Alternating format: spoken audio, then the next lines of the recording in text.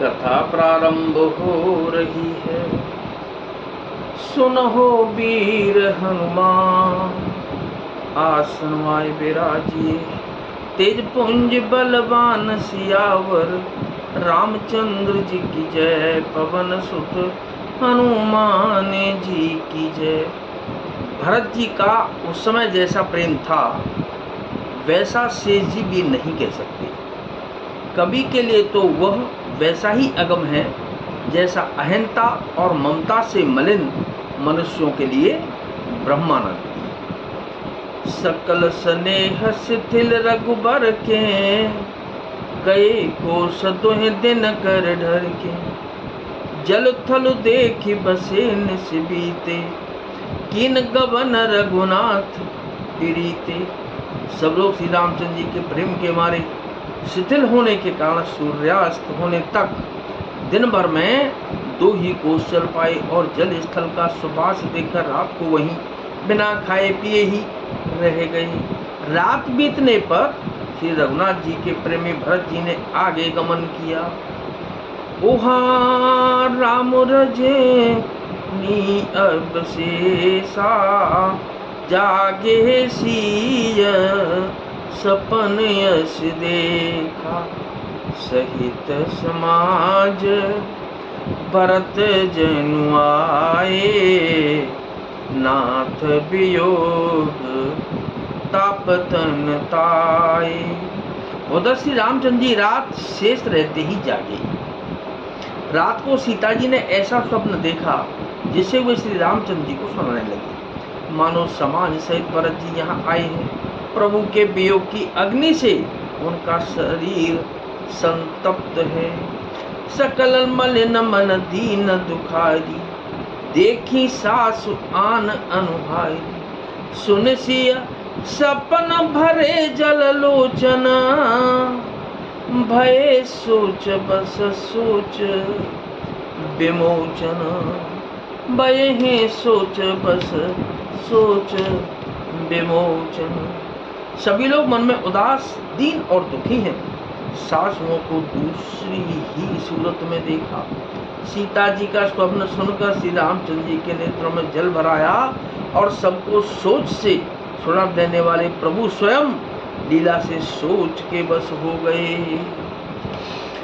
लखन सपन यह नीकन होई, कठिन कुचाह सुनाए कोई।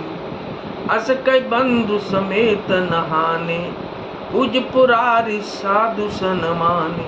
और बोले लक्ष्मण, यह स्वप्न अच्छा नहीं है, कोई भीषण कुसमाचार, बहुत ही बुरी खबर सुनावेगा।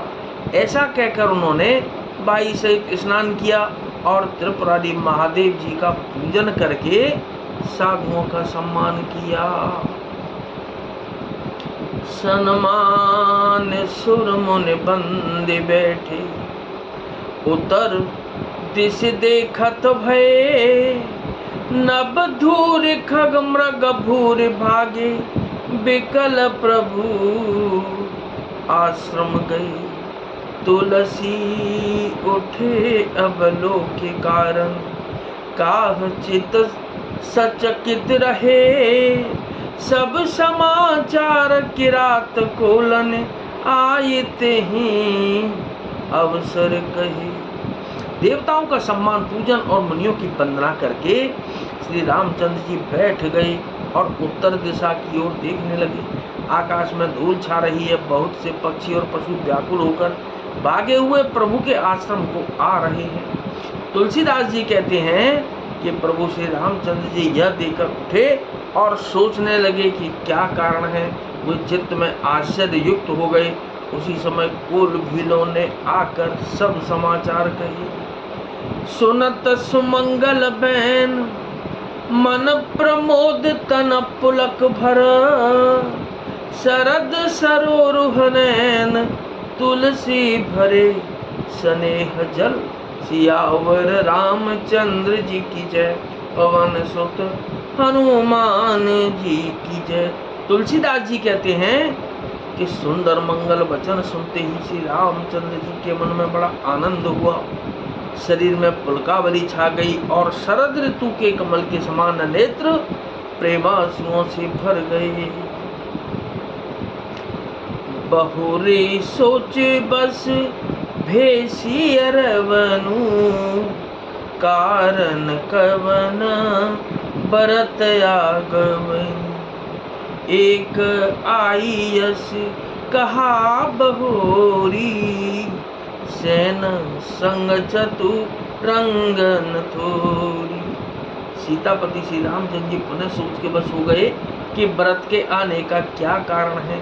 फिर एक ने आकर ऐसा कहा कि उनके साथ में बड़ी भारी चतुरंगिनी सेना भी है।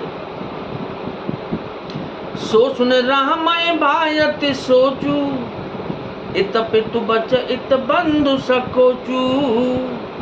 भरत सुबाहु समुझ मन माही, प्रभु चित हित थित पावत नाही। यह सुनकर श्री रामचंद्र जी को अत्यंत सोच हुआ।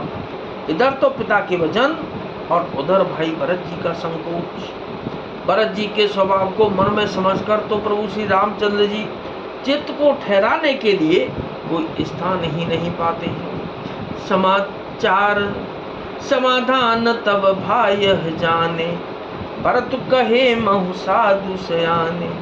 लखन लखेहु प्रभु हृदय खबारू, कहत समय समनीते बेचारू। तब यह जानकर समाधान हो गया कि भरत साधु और सयाने हैं तथा मेरे कहने में आज्ञाकारी हैं। लक्ष्मण जी ने देखा कि प्रभु श्री रामचंद्र जी के हृदय में चिंता है, तो वे समय के अनुसार अपना नीति युक्त विचार कहने लगे। क्या? बिनु पूछे कछु कहूँ गोसाई, सेवक समयन ढीठ ढिठाई। तुम सर्वज्ञ शिरोमणि स्वामी, आपन समुझी कहूँ अनुगामी। आपन समुझी कहूँ अनुगामी। हे स्वामी, आपके बिना ही पूछे मैं कुछ कहता हूँ। सेवक समय पर ढिठाई करने से ढीठ नहीं समझा जाता, अर्थात आप पूछे तब मैं कहूँ ऐसा अवसर नहीं है, इसलिए यह मेरा कहना ढिठाई नहीं होगा। हे स्वामी, आप सर्वज्ञों में शिरोमणि हैं, सब जानते ही हैं। मैं सेवक तो अपनी समझ की बात कहता हूँ। नाथ सुहृदय सुठ सरल चित, शील स्नेह निधान। सब पर प्रीति प्रतीत जिय, जानिए आप समान सियावर।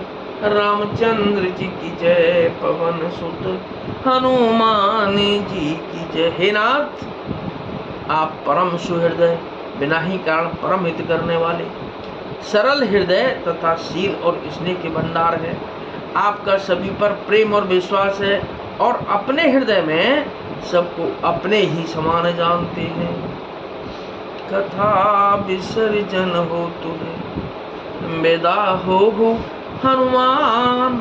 राम लखन और जानकी मैया, सदा करें कल्याण सियावर। रामचंद्र जी की जय, पवन सुत हनुमान जी की जय।